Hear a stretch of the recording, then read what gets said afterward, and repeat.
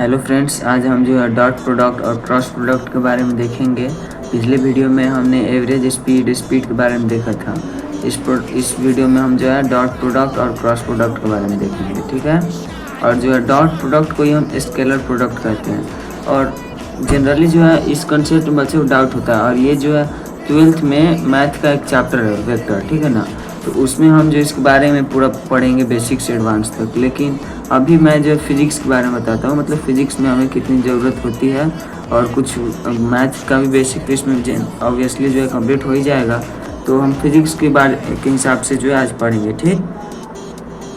Dot product का formula जो होता है, जैसे कि हम लिखते हैं ए वेक्टर डॉट, ये जो है पॉइंट के साइन होता है ना, इसको डॉट बोलते हैं, ठीक है। Dot product A vector dot V vector लिखा हमने। तो इसको फॉर्मूला क्या होता है, ए बी कॉस थीटा। अब ये जो है कॉस थीटा क्या होता है, मतलब ए वेक्टर और बी वेक्टर के बीच में जो एंगल होता है उसको थीटा कहा जाता है, उसका कॉस थीटा लिया जाता है। और एंगल भी हम कैसे निकालते हैं वो आपको पता होगा।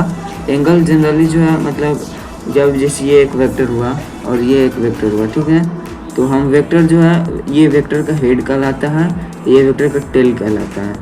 ये जो वेक्टर का हेड और ये टेल, तो वेक्टर के टेल के बीच में जो एंगल बनता है, या फिर वो, या वेक्टर के हेड और हेड के बीच में जो एंगल बनता है, जैसे यहाँ पे ये एंगल बना ना, तो वेक्टर के एंगल में हम क्या करते हैं, वेक्टर कितने एंगल पे है तो वो मेजर करने के लिए हम हमेशा जो उसका टेल और हेड के बीच के एंगल को देखते हैं, ठीक है। और वही एंगल जो है यहाँ पे आता है, A vector dot V vector equal to A B cos theta. और ये ए और बी क्या है, इस वेक्टर का मैग्नीट्यूड है, ठीक है ना। इसको ऐसे भी लिख सकते हैं, A vector mod B vector mod cos theta. इसका मॉड का मतलब क्या होता है, मैग्नीट्यूड होता है ना। तो ए के मैग्नीट्यूड को हमने ए लिख दिया था, बी के मैग्नीट्यूड को बी लिख दिया था। तो अब इससे हो गया ए बी कॉस थीटा, ठीक है। और थीटा जैसे जैसे चेंज होता है ये भी चेंज हो जाएगा। और ये जो है इसको हम क्यों स्केलर प्रोडक्ट क्यों कहते हैं, मतलब जब भी हम डॉट प्रोडक्ट करेंगे तो इसका मैग्नीट्यूड ये आया ए का, फिर बी का मैग्नीट्यूड बी आया, तो ये भी एक तो नंबर ही होगा ना, कोई मैथमेटिकल नंबर, मतलब वेक्टर तो नहीं होगा। और जो कॉस थीटा ये भी एक नंबर ही होगा, ए भी नंबर, बी भी नंबर, कॉस थीटा भी नंबर ही होगा। इसलिए पूरा जो स्केलर आता है, मतलब डायरेक्शन पे डिपेंड नहीं करता है, इसलिए इस डॉट प्रोडक्ट को हम लोग जो है स्केलर प्रोडक्ट भी कहते हैं, ठीक। अब हमने किया था ए वेक्टर डॉट बी वेक्टर, तो ए बी कॉस थीटा था। वैसे ही अगर हम करते हैं B vector dot A vector, तो क्या होगा, बी ए कॉस थीटा। तो आप देख सकते हैं कि ए लिखे पहले या बी लिखे, उसमें तो कोई दिक्कत नहीं है, मतलब वो सेम ही होगा। तो ए बी कॉस थीटा और बी ए कॉस थीटा से हम ये कह सकते हैं ना कि A vector dot B vector जो है B vector dot A vector के इक्वल होगा, B vector dot A vector के इक्वल होगा। तो जब भी ऐसा होता है तो इस प्रॉपर्टी को हम क्या कहते हैं, इस प्रॉपर्टी को हम जो कहते हैं कम्यूटेटिव लॉ, ठीक है। क्या कहते हैं, कम्यूटेटिव, COMMUTATIV, इसे कहते हैं कम्यूटेटिव लॉ। मतलब कि वेक्टर प्रोडक्ट हमारा, डॉट प्रोडक्ट हमारा क्या होता है, कम्यूटेटिव होता है, कम्यूटेटिव लॉ को फॉलो करता है। और दूसरा जो होता है डिस्ट्रीब्यूटिव लॉ, तो वेक्टर प्रोडक्ट जो है डिस्ट्रीब्यूटिव लॉ को भी डॉट प्रोडक्ट जो है डिस्ट्रीब्यूटिव लॉ को भी फॉलो करता है। जैसे कि अगर हम लिखते हैं A vector dot B vector plus C vector, ठीक है, तो इसको हम क्या लिख सकते हैं, इसको लिखेंगे A vector dot B vector plus A vector dot C vector. तो इस प्रॉपर्टी को हम क्या कहते हैं, इस प्रॉपर्टी को कहते हैं डिस्ट्रीब्यूटिव लॉ। क्या कहते हैं, डिस्ट्रीब्यूटिव लॉ, ठीक है ना। तो हमारा जो है डॉट प्रोडक्ट दो प्रॉपर्टीज को फॉलो करता है, पहला कम्यूटेटिव लॉ, दूसरा जो है डिस्ट्रीब्यूटिव लॉ, ठीक है। यहाँ पे जो डॉट जो डिस्ट्रीब्यूट होता है इसलिए इसे डिस्ट्रीब्यूटिव कहते हैं। दो प्रॉपर्टी फॉलो कर रहा है, डिस्ट्रीब्यूटिव और कम्यूटेटिव। अब जो है मान लीजिए कोई अगर सेम वेक्टर का हम करते हैं, मतलब कि अगर A vector dot A vector, same vector का हम यहाँ पे कर रहे हैं डॉट प्रोडक्ट, तो इनके बीच में एंगल क्या होगा, मतलब कि ये एक ए वेक्टर हुआ, इसी को फिर से इस पे ए वेक्टर हुआ, तो इनके बीच का एंगल क्या हुआ, एंगल तो जीरो होगा ना, ए वेक्टर के बीच का थीटा जो है 0 होगा। तो इसका फॉर्मूला मतलब फॉर्मूला में पुट करते हैं तो ए का मैग्नीट्यूड ए, फिर ये भी ए है तो इसका मैग्नीट्यूड ए ही होगा। तो ए कॉस 0 डिग्री, थीटा जो है क्या है 0 है तो कॉस 0 डिग्री होता है। कॉस 0 डिग्री की वैल्यू 1 होती है, कॉस 0 डिग्री की वैल्यू 1 होती है। तो ए मल्टीप्लाई हमारा जो है ए स्क्वायर हो गया, ठीक है ना। अब जो है हमें पता होता है कि जनरली हम जैसे एक्स एक्सिस हुआ, वाई एक्सिस हुआ और इधर जो है जेड एक्सिस होता है, ठीक है ना। तो वाई एक्सिस पे जो भी होता है उसको हम कैसे रिप्रेजेंट करते हैं, जे कैप से। एक्स एक्सिस वाले को आई कैप से और जेड एक्सिस वाले को जेड कैप से रिप्रेजेंट करते, नहीं सॉरी के कैप से रिप्रेजेंट करते हैं। जेड एक्सिस वाले को के कैप से रिप्रेजेंट करते हैं। और इधर है तो माइनस के कैप, माइनस जे कैप और माइनस आई कैप, ठीक है। तो ये देख लिया ना हमने। तो आई अगर वैसे ही हम करें यहाँ पे आई वेक्टर डॉट आई वेक्टर, ठीक है, या फिर करें जे वेक्टर डॉट जे वेक्टर, या फिर सॉरी जे कैप और के कैप डॉट के कैप, इन सब की वैल्यू क्या होती है। आई जो है एक यूनिट वेक्टर है, आई कैप यूनिट वेक्टर है, जे कैप भी यूनिट वेक्टर है, के कैप भी यूनिट वेक्टर है। यूनिट वेक्टर मतलब इनका जो है मैग्नीट्यूड 1 होता है। तो इन सब का मैग्नीट्यूड यहाँ पे 1 का स्क्वायर आ जाएगा इस प्रॉपर्टी से। मतलब सेम का करते हैं, जैसे ए वेक्टर डॉट ए वेक्टर किया हमने तो ए स्क्वायर आया, तो इसके मतलब इसका जो क्या होता है इसका मैग्नीट्यूड उसका स्क्वायर आया। यहाँ पे आई कैप है, जे कैप है, के कैप है, इनका मैग्नीट्यूड तो 1 है तो 1 का स्क्वायर आएगा 1। इस प्रॉपर्टी को जो है आपको याद रखना है, ठीक है ना। क्या कौन सी प्रॉपर्टी को, कि जो है कभी भी आई कैप जे कैप के कैप का डॉट प्रोडक्ट होगा तो उनका जो है वैल्यू कितना होता है 1 होता है, ठीक है। और ये वाला इसी प्रॉपर्टी से हमने जो इस चीज़ को प्रूफ किया है, ठीक है। ये प्रॉपर्टी याद होनी चाहिए। और दूसरी बात, अगर जो है आपका थीटा 90 से बड़ा है, थीटा जो है 90 से छोटा है, थीटा जो है 90 है, तीन केस बन रहे हैं ना।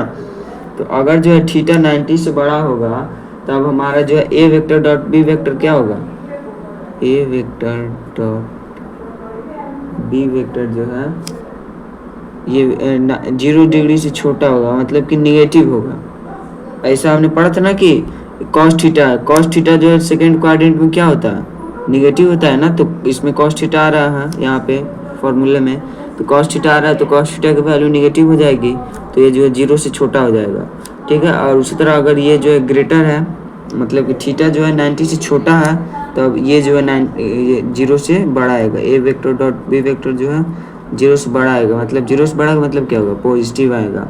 और जो है 0 कब आएगा आपके मन में ये भी डाउट होगा, जब थीटा जो 90 डिग्री होगा तब जो है A vector dot B vector जो हमारा 0 आएगा। अब 90 डिग्री पे 0 क्यों हो गया, तो 90 डिग्री कॉस 90 डिग्री क्या होता है 0 होता है, इसलिए इसमें पुट करेंगे कॉस थीटा 90 डिग्री 0 हो जाएगा। 0 से किसी भी चीज़ में मल्टीप्लाई करेंगे तो क्या आ जाएगा 0 आ जाएगा। कॉस 90 जब थीटा 90 होगा तब हमारा डॉट प्रोडक्ट जो है 0 होगा। जब थीटा 90 से छोटा होगा, ये देखिए एक ट्रिक यहाँ पे आप लगा सकते हैं, जब थीटा 90 से छोटा होगा तब ए वेक्टर डॉट बी वेक्टर जो है 0 से बड़ा होगा, जब बड़ा होगा तब जो है छोटा होगा, ठीक है। ये प्रॉपर्टी, और ये जो है 90 डिग्री है ना, ये भी आपको जो है हमें याद रखना पड़ेगा। ये जो आपको बहुत ज़्यादा काम देगा बाद में फिजिक्स में और 11th में भी 12th में भी। क्या, जब भी कोई दो वेक्टर परपेंडिकुलर होंगे तो उनका जो है डॉट प्रोडक्ट 0 होता है। इस प्रॉपर्टी से आप बहुत बड़े बड़े क्वेश्चन को जो आसानी से सॉल्व कर सकते हैं। ये जो है आपको याद होनी चाहिए, ठीक है। और एक ये दो जिस पे मैंने मार्क किया, ये तो आपको कम से कम याद ही होनी चाहिए, ठीक है ना। परपेंडिकुलर का डॉट प्रोडक्ट 0 होगा और जो सेम वेक्टर का डॉट प्रोडक्ट जो है उसके मैग्नीट्यूड के स्क्वायर के इक्वल होता है, ठीक है। और जो है इस प्रॉपर्टी से आप परपेंडिकुलर का डॉट प्रोडक्ट 0 होगा, इससे हम कर सकते हैं I cap dot J cap K cap dot I cap is equal to J cap dot K cap is equal to जो है 0 होगा। अब देखिए ये परपेंडिकुलर है, मैंने बताया था कि जो है एक्स एक्सिस पे जो होता है उसको हम लोग कैसे लिखते हैं, एक्स एक्सिस वाले को आई कैप, वाई एक्सिस वाले को जे कैप पॉजिटिव में, और जो है जेड एक्सिस पॉजिटिव में जेड एक्सिस है तो उसको जो है लिखते हैं के कैप। अगर हम वही निगेटिव एक्स एक्सिस में जाए तो माइनस आई कैप, निगेटिव वाई एक्सिस में जाए तो माइनस जे कैप, निगेटिव जेड एक्सिस में जाए तो माइनस के कैप। तो यहाँ पे देखिए ये मान लीजिए कोई भी एक्सिस होता है तो आप एक दूसरे के परपेंडिकुलर भी ना होता है 90 डिग्री के, 90 डिग्री होगा मतलब आई है जे है, हमने एक्स और वाई लिया तो 90 डिग्री होता है आपस में परपेंडिकुलर हुआ, आई है और के है तो हमने एक्स एक्सिस और जेड एक्सिस को लिया, वो भी आपस में परपेंडिकुलर ही होते हैं। क्यूब में देखते हो ना उसके 3 कोनों, वहाँ उससे जो आप आई जे के अच्छे से समझ सकते हो। एक साइड को एक्स मान लिए, इधर वाले को y मान लिए, और ये जो खड़ा है इसको जो z मान लिए, ठीक है। तो i j k इससे आप अच्छे से समझ सकते हो। तो ये भी आपको याद होनी चाहिए कि i vector dot j vector, k vector dot i vector, j vector dot k vector, उनकी वैल्यू जो है 0 होता है, ठीक है ना। चूंकि ये जो परपेंडिकुलर एक दूसरे के तो परपेंडिकुलर का 0 होता है डॉट प्रोडक्ट। अब हम एक क्वेश्चन कराने जा रहे हैं, ठीक है। ये जो एक वेक्टर ले लिया हमने, ये एक वेक्टर ले लिया, मान लीजिए ये जो हमारा ए वेक्टर है, ये जो हमारा बी वेक्टर है, और 60 डिग्री पे ये जो है लाइन है 60 डिग्री। मैं बोला था कि इनके टेल के बीच का एंगल होना चाहिए जब भी थीटा लेंगे। तो ये यहाँ भी टेल है, टेल का एंगल जो 60 डिग्री है। मान लेते हैं कि यहाँ पे ए का वैल्यू जो है कितना ले ले 6 ले लेते हैं, बी के वैल्यू को जो हम 4 लेते हैं, मैग्नीट्यूड को इनके जो हमने ये ले लिया है, ठीक है। जब भी दो वेक्टर का मैग्नीट्यूड दिए हों डायरेक्ट हम अपने फार्मूला पे लगा सकते हैं, कहाँ ए बी कॉस थीटा जो हमने फार्मूला पढ़ा था A B cos theta, direct इसमें लगा सकते हैं, ठीक है। तो यहाँ ए जो है क्या है 6 है 6, बी क्या है 4 है, इनका मैग्नीट्यूड तो 6 × 4 हो गया ए बी, और कॉस थीटा यहाँ पे क्या है कॉस थीटा 60 है ना, तो कॉस 60 डिग्री की वैल्यू क्या होती है, कॉस 60 की वैल्यू हाफ होती है, 6 × 4 × हाफ, ये कट जाएगा तो 12 आ जाएगा, ठीक है ना। 12 हमारा आंसर हो जाएगा। यहाँ पे हमने क्या किया, सिंपली किया कि यहाँ पे इसका मॉड रख दिया, मतलब मैग्नीट्यूड बी का मैग्नीट्यूड, उसका थीटा जो है इनके बीच का 60 डिग्री वो रख दिया और कटा लिया डायरेक्ट, ये जो हमारा आ गया ए बी कॉस थीटा से हमारा आंसर आ गया। अब जो हम यहाँ पे तो सिंपली दिया हुआ था, पीछे जो हमने क्वेश्चन किया उसमें मॉड जो है अगर नहीं दिया, मान लो कि अगर जो वेक्टर फॉर्म में लिखा हुआ हो, जैसे कि पहला वेक्टर जो हमारा दिया हो आई कैप 2 जे कैप 3 के कैप, ये पता ना हमने कैसे लिखा है, ये जब मैं आपको वेक्टर का वीडियो बनाऊंगा ना तब बता दूंगा। जनरली जो है ये कोई भी वेक्टर होता है ना, जैसे कि ये जो है, ठीक है, और ये वेक्टर है तो हम इसको जो है एक्स एक्सिस में, वाई एक्सिस में और जेड एक्सिस में इनका कंपोनेंट लेके तोड़ देते हैं, ठीक है। तो एक्स एक्सिस वाले को आई कैप के साथ लिखा जाता है, वाई एक्सिस वाले को जे कैप के साथ, और जो जेड एक्सिस वाले को के कैप के साथ लिखा जाता है। ये जो हमारा पहला वेक्टर हो जाएगा। और दूसरा वेक्टर हम ले लेते हैं 3 आई कैप प्लस 7 जे कैप प्लस 8 के कैप। अब ऐसे जब वेक्टर दिए हों तब क्या करेंगे, तब डॉट प्रोडक्ट कैसे निकालेंगे, हमें तो इनका अगर करना होगा तो आप इन सब का मॉड जो है निकाल सकते हैं, मतलब मैग्नीट्यूड इनका निकाल लें फिर इनका निकाल, लेकिन हमें जो कॉस थीटा नहीं दिया हुआ है, यहाँ दिक्कत हो सकती है। तब जो ऐसे केस में हम सिंपली क्या करेंगे कि आई कैप वाले को एक साथ मल्टीप्लाई कर देंगे। जैसे यहाँ पे 1 है, यहाँ पे 3 है, तो हम क्या करेंगे 1 × 3, ठीक है, प्लस इसका जे कैप का कोफिशिएंट 2, जे कैप का कोफिशिएंट 7, तो 2 × 7 कर दिए, प्लस के कैप का कोफिशिएंट 3 और उसके बाद के कैप का कोफिशिएंट 8, तो 3 × 8 कर दिए, ठीक है। तो 1 × 3 3 हुआ, 2 × 7 14 हुआ, 8 3 24 हुआ, सबको ऐड करेंगे तो 41 आ गया, ठीक। तो ऐसे भी हम जो है निकाल सकते हैं, ठीक है ना। जब भी मतलब आई कैप जे कैप के कैप में दिया हो तो हम आई वाले को मल्टीप्लाई कर देंगे, जे वाले को मल्टीप्लाई कर देंगे और के वाले को एक साथ मल्टीप्लाई कर देंगे कोएफिशिएंट को। अब ये भी मान लो कि अगर आप आई यहाँ पे मल्टीप्लाई करते हो, मतलब 1 आई कैप ऐसे करते हो, 1 आई कैप × 3 आई कैप, ऐसे करोगे तो ये मल्टीप्लाई होकर तो आपस में 3 हो जाएंगे, और आई पिछली प्रॉपर्टी में बताया था कि सेम के साथ किए तो करते हैं तो 1 आता है, इनका 1 आ रहा है तो यहाँ पे सिंपली 3 हो जाएगा। इसलिए वो आप वैसे समझ सकते हो, लेकिन जो है सिंपली एक ट्रिक समझ लो आप इसको, जिससे कि आपको आसानी होगी। इनके कोएफिशिएंट को मल्टीप्लाई कर देते हैं, ठीक है। कोएफिशिएंट मल्टीप्लाई करेंगे, जो आएगा वो जो आपका डॉट प्रोडक्ट हो गया, ठीक है। तो इन दोनों का डॉट प्रोडक्ट ये हो गया, ठीक है। अब जो ए वेक्टर डॉट बी वेक्टर, ए वेक्टर डॉट बी वेक्टर का मैक्सिमम वैल्यू, अगर आपसे कोई पूछे कि इसका मैक्सिमम वैल्यू क्या होगा, इनका मैक्सिमम वैल्यू जो ए बी होता है। ए बी अब आप पूछेंगे ए बी कब होता है, किस सिचुएशन में होता है, तो ए बी तब होगा जब अगर हमारा थीटा जो है 1 डिग्री होगा, कॉस थीटा, सॉरी थीटा नहीं cos theta 1 degree. Cos theta 1 degree कब होता है, आपको वैल्यू याद है ना, कॉस थीटा 1 डिग्री होता है जब थीटा जो हमारा 0 डिग्री होगा। मतलब कि जब हम डॉट प्रोडक्ट करेंगे सेम चीज़ का, तब जो उसका मैक्सिमम वैल्यू आता है। जब थीटा 0 डिग्री होगा तब कॉस थीटा जो है 1 होगा, और कॉस थीटा 1 होगा तो ए बी कॉस थीटा करेंगे तो उसका मैक्सिमम वैल्यू ए बी आ जाएगा, ठीक है। और मिनिमम वैल्यू के लिए ए वेक्टर डॉट बी वेक्टर का मिनिमम वैल्यू क्या हो सकता है, इसका मिनिमम वैल्यू होगा माइनस ए बी। अब ये कब होगा, माइनस ए बी तब होगा जब कॉस थीटा क्या हो, तो कॉस थीटा जो -1 हो जाए, कॉस थीटा -1 हो जाए।